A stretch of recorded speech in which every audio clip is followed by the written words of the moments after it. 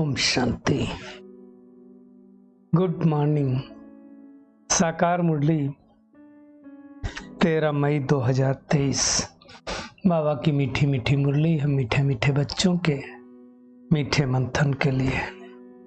मंथन शुरू करने से पहले आनंद के सागर शिव बाबा की आनंद भरी किरणों के नीचे बैठ जाते हैं और अनुभव करते हैं कि मैं आनंद स्वरूप आत्मा हूं, आनंद के सागर की संतान हूं।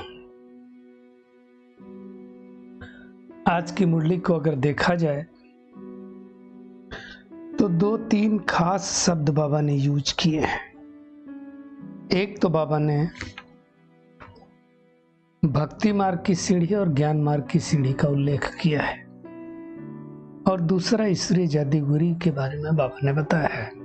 दुनिया में कहते हैं लोग कि भगवान जादूगर है, कुछ भी कर सकता है। तो क्या भगवान मरे हुए को जिंदा कर सकता है? तो जादूगरी किस मामले में बाबा ने कहा कि जादूगरी है? नरक को स्वर्ग बना देना, नरक में रहने वाली आत्माओं को नरकवासी से स्वर्गवासी बना देना।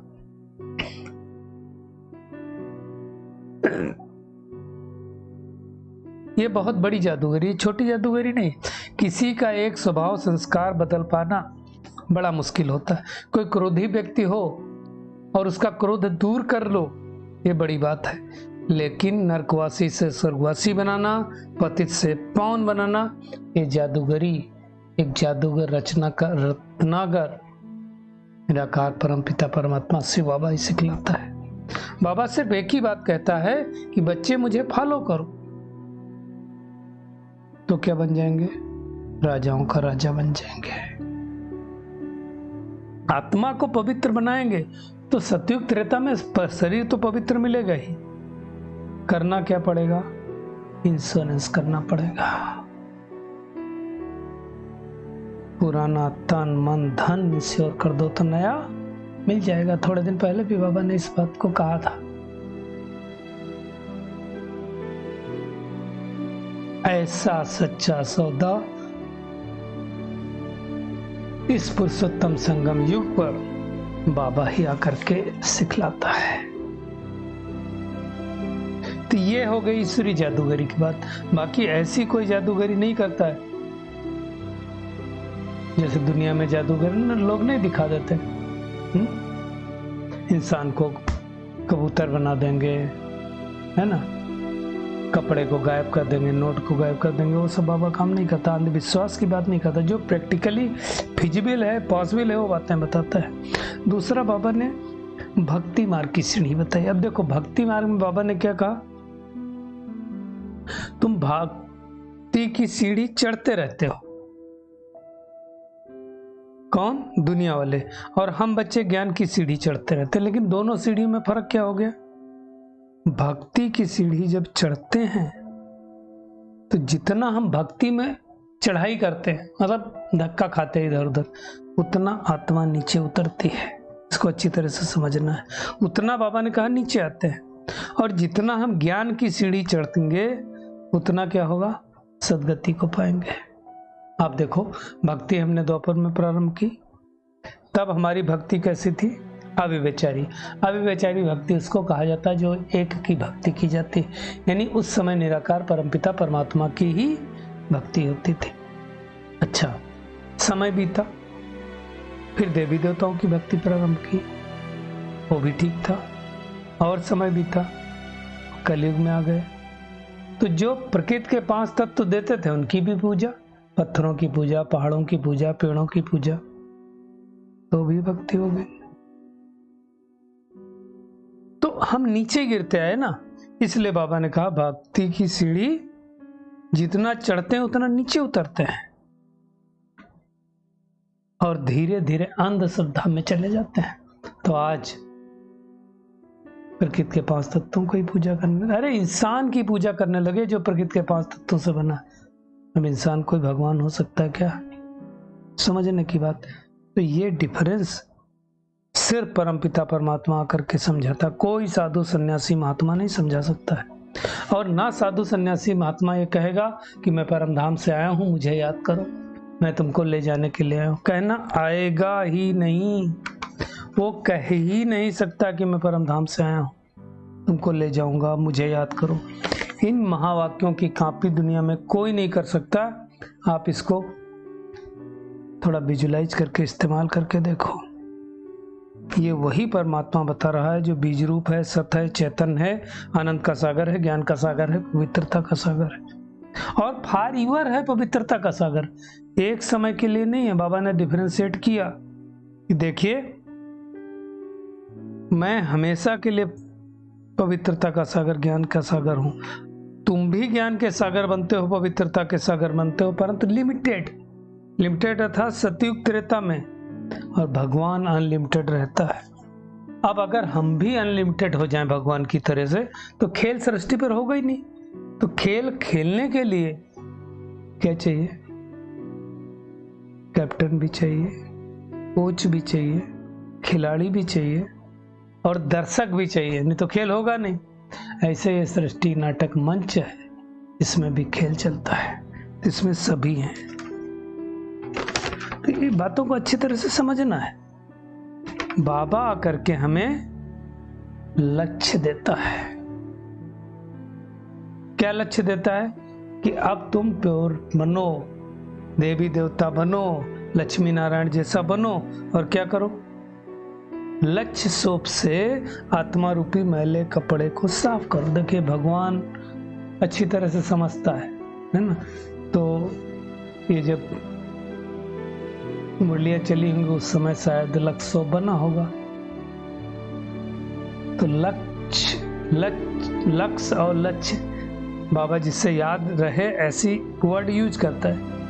तो उस से शरीर को साफ करते थे ना। लक्ष्य से क्या करते थे? ब्यूटी सोप एक बना था ना, कहा जाता था एक्ट्रेस का सोप है लक्ष्य सोप। तो हमें क्या करना है? जो जीवन में लक्ष्य दिया बाबा ने, उससे आत्मा रूपी मैले कपड़े को हमें साफ करना है। हाँ, अब कई बार कुछ कपड़े ऐसे होते हैं कि उनको सटका लगाओ तो फट जाते हैं। अर्थात जरा ज्ञान की बातें करो तो बुरा मान जाते हैं। बुरा मान जाना अर्थात मतलब फट जाना, ज्ञान छोड़ देना। बाबा कितना अच्छी रीत समझाता है कि मोस्ट बिलवेड बाप को, मोस्ट बिलवेड सुखधाम को याद करो। अभी तो दुख धाम है ना, दुख धाम से सुखधाम बाबा लेने हैं, लेकिन करना क्या पड़ेगा? देह सहित देह के सब संबंधों को भूलकर बाबा कहता है हमें कम याद करो। तत्व भी तो वहां सतो प्रधान होंगे, अभी तो भी तमो प्रधान है। ये बातें कोई गुरु गोसाई नहीं बता सकता है। कौन बता सकता है? परम पिता परमात्मा। और किसी को ये बातें पता ही नहीं है।